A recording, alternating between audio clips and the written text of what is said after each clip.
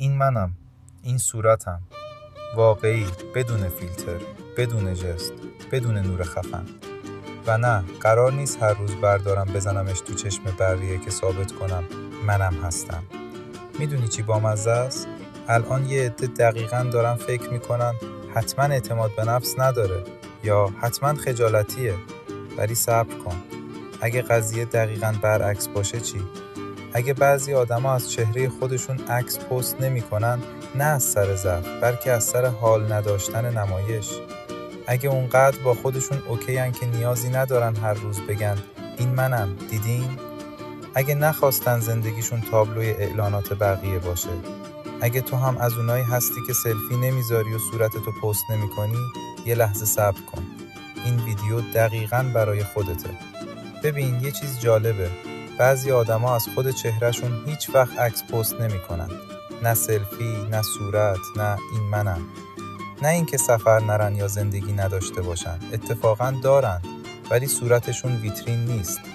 تو دوره‌ای که همه دارن صورتشونو با نور و فیلتر و زاویه میکوبن تو چشم بقیه، یه عده هستن که میگن نه، من حالشو ندارم.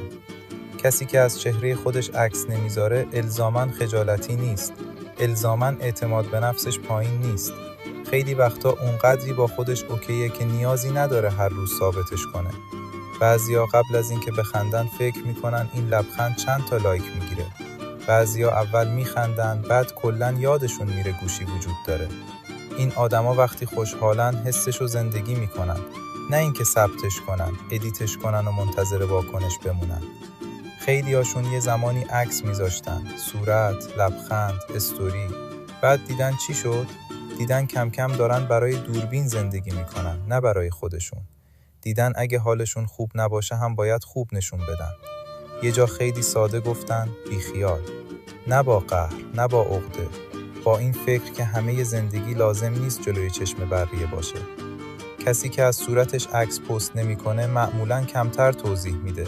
چون حال نداره به همه ثابت کنه خوشحاله یا موفقه. میدونه کیه و این براش کافیه. خیلیا اگه دیده نشن گم میشن، ولی بعضیا وقتی دیده نمیشن آرومن. پس دفعه بعد دیدی یکی از چهره خودش هیچ عکسی نمیذاره، سریع نتیجه نگیر. شاید حال دلش خوبه. شاید نیاز به نمایش نداره. شاید داره واقعی زندگی میکنه. و اگه خودت از اونایی هستی که صورتتو پست نمیذاری، بدون نه عقب موندی، نه عجیب شدی. تو فقط زندگیتو داد نمیزنی. اگه با این حرفا حال کردی و دوست داری از این نگاه‌ها بیشتر ببینی، کانال رو دنبال کن. ویدیو رو لایک کن و تو کامنت بنویس تو جزو کدوم دسته ای؟